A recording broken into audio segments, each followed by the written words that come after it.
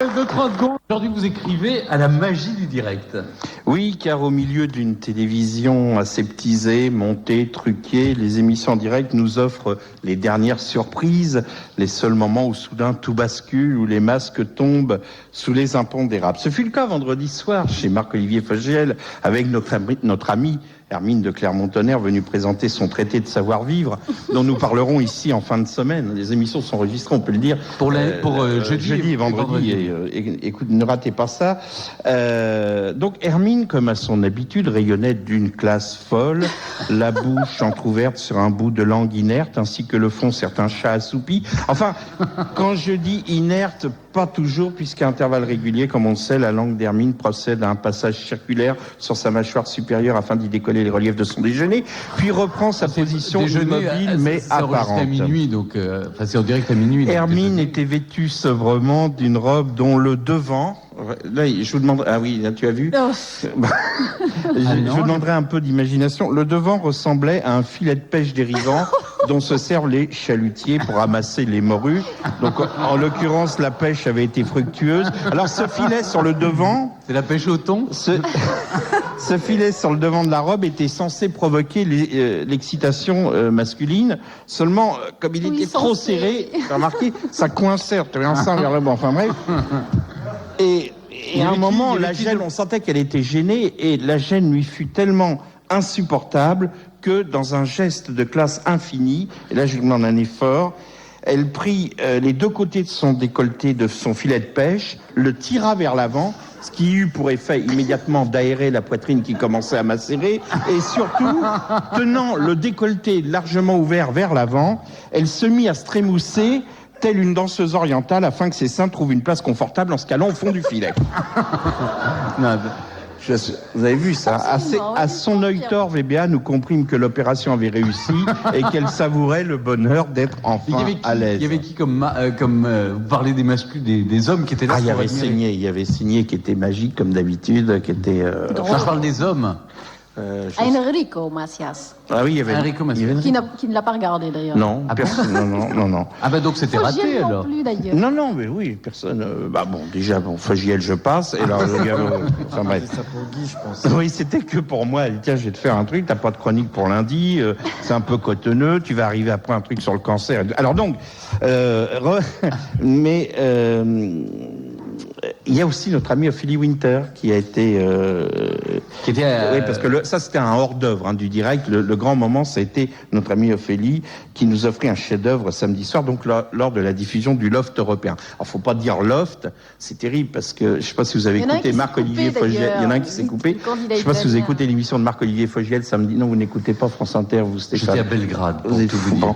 Et il a piqué carrément une crise d'hystérie. On aurait écouté Chantal Goya avec Patrick Sabatier, puisque Marc-Olivier Fogiel l'a un peu poussé, lui a dit, mais attendez, quelle est la différence entre le Loft et ça, excepté que ce sont des Européens, parce qu'évidemment... Alors, un peu d'histoire. Oui. Le lait, il y a 2 ans, c'est en fait... qui me parlait. Il parlait. Non, tu es de plus en plus beau, tu le sais. Oui, merci Guy. Non mais... Non, le lait. Le lait, vous voyez... Galac en grec, le lait, quoi. Patron de TF1. Milk. Le lait, moi j'ai des mêmes têtes. Je suis des rides de oui, pas le physique. On a dit pas le physique, Guy. Non, pas le physique. Non, mais pourtant je pourrais, moi, sur le physique. Mais non, mais une espèce de rides d'âpreté comme ça. Enfin bon. Et alors, le lait avait déclaré, souvenez-vous, il y a 2 ans, simplement ce qui s'était fait souffler l'affaire du Loft par M6, que jamais on verrait des choses comme ça sur TF1.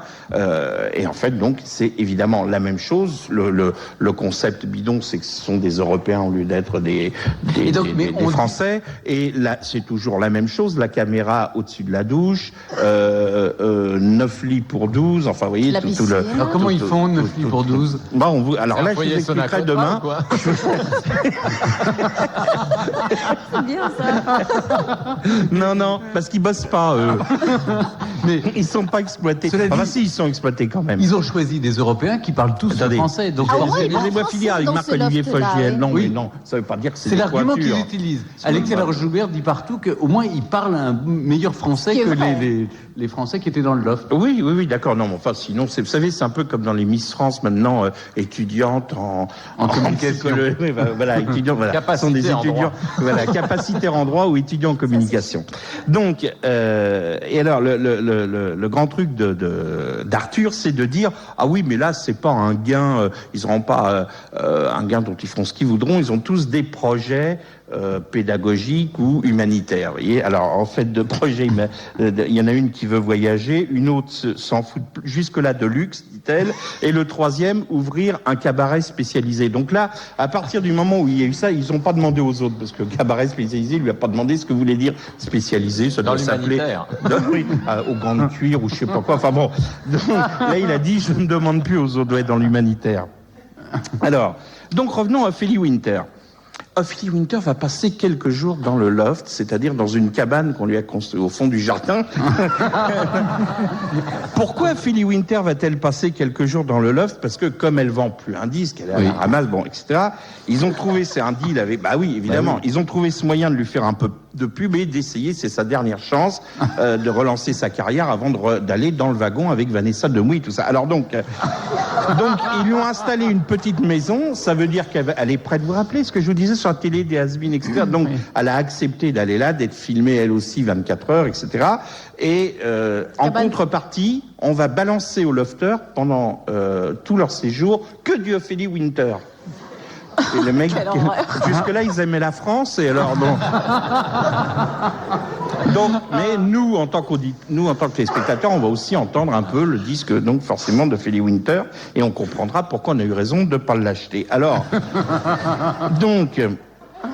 Arthur nous montre, Arthur était là avec Ophélie Winter qui dit oh je suis ravi d'aller dans le truc et tout. Et alors on montre sa maison et c'est là oui non mais c'est un deal avec sa maison de disque. Bon, mais elle n'est pas payée en plus. Bon j'imagine tu dis bon on te fout dehors sans indemnité ou alors tu restes dans la maison de disque mais tu fais ce qu'on te dit, enfin ça doit revenir à ça grosso modo. Donc